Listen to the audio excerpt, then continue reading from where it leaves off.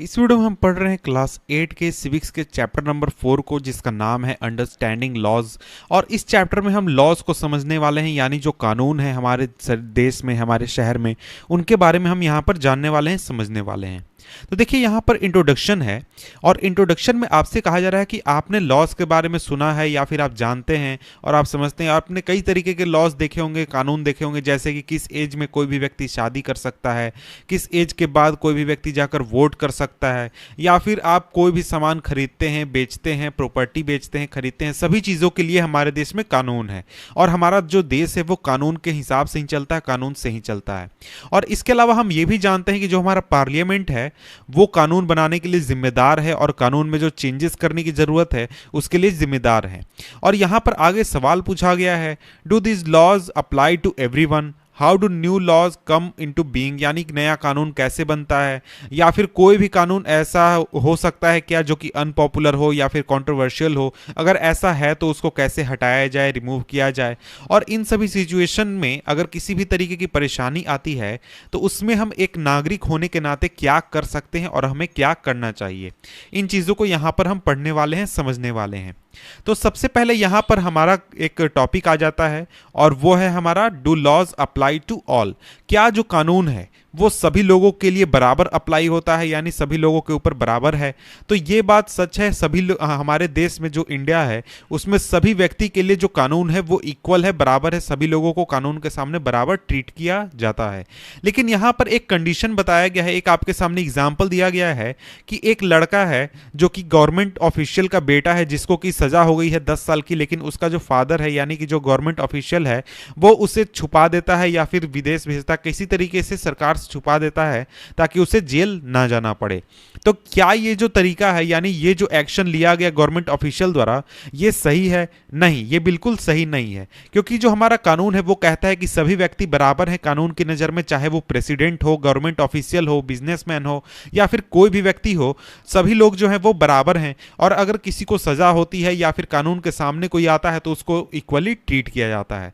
तो यहाँ पर यही बात लिखी गई कि जो ऊपर का एग्जाम्पल है उसमें जो वायलेशन है, लॉ का वायलेशन किया जा रहा है। और इसके साथ ही जैसा कि हमने यूनिट 1 में देखा था, यानी कि हमारा चैप्टर 1 और चैप्टर 2 में हमने जैसा देखा था, तो जो उस समय जो कॉन्स्टिट्यूएंट असेंबली बनी थी कॉन्स्टिट्यूशन बनाने के लिए, वो एक तरीके से इस बात पर राजी हुए थे कि इंडिया में किसी भी तरीके से आर्बिट्ररी पावर का यूज नहीं होना चाहिए, यानी कि रैंडमली अपने ताकत को दिखाने के लिए या फिर अपने पद का कोई भी दुरुपयोग ना करे, इस तरीके के पावर का यूज ना होना चाहिए। और ऊपर जो हमने एग्जाम्पल देखा वो वहां पर बिल्कुल यही चीज हो रहा है कि एक गवर्नमेंट ऑफिशियल जो है वो अपने पद का दुरुपयोग कर रहा है, अपने पावर का यूज कर रहा है, और इसके साथ ही अपने बेटे को कानून से बचा रहा है। और इन सभी चीजों, इस तरीके की सिचुएशन से बचने के लिए जो हमारा कॉन्स्टिट्यूशन है उसमें कॉन्स्टिट्यूएंट असेंबली ने बहुत सारे प्रावधान किए हैं, बहुत सारे चीजें इंक्लूड की है, ताकि इस तरीके का जो प्रॉब्लम है वो ना आए और कोई भी व्यक्ति जो है वो पावर का गलत यूज ना करने पाए, अपने बेनिफिट के लिए यूज ना करने पाए।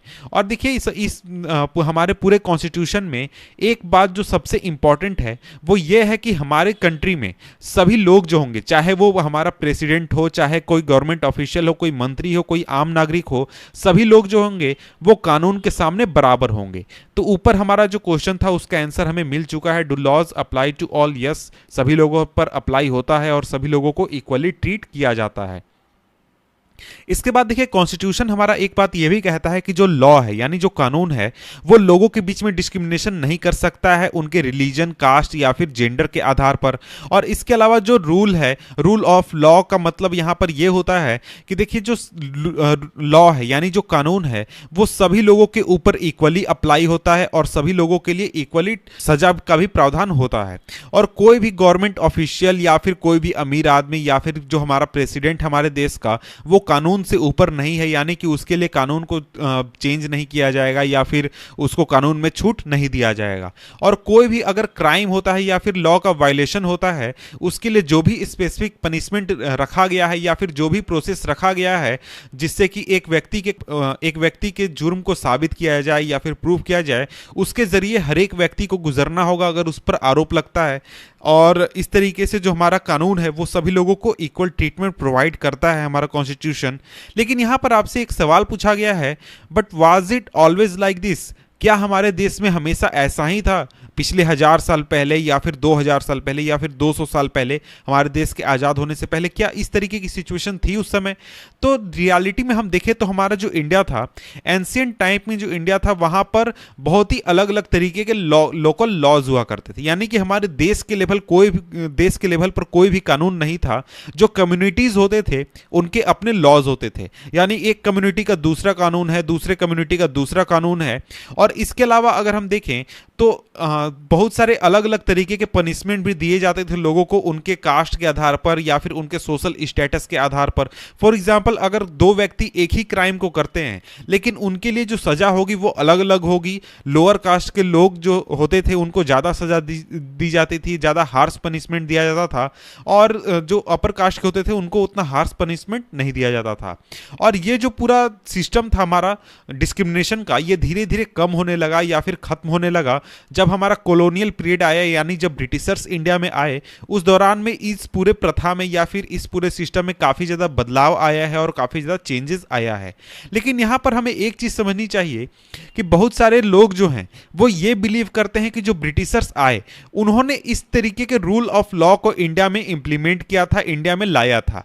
लेकिन वो बात जो है वो कंप्लीटली सही नहीं है, कुछ हद तक सही है। और जो हिस्टोरियंस हैं उन्होंने इस बात को बहुत सारे अलग अलग ग्राउंड्स पर इसको डिस्प्यूट किया है या फिर इसको खारिज किया है। और उसमें से दो बातें यहाँ पर लिखी गई है। पहला तो ये देखिए, जो कॉलोनियल लॉ था वो आर्बिट्ररी था, यानी कि उसमें जो कॉलोनियल रूलर थे वो अपने पावर का बहुत ही गलत उपयोग करते थे, दुरुपयोग करते थे। लोगों को किसी भी तरीके से अरेस्ट कर लिया करते थे इंडियंस को, और उनको बिना किसी कानून के, बिना किसी ट्रायल के अरेस्ट कर लिया जाता था, पनिश किया जाता था और उनके साथ बहुत ही बुरा बर्ताव किया जाता था। और इसके साथ दूसरा यहाँ पर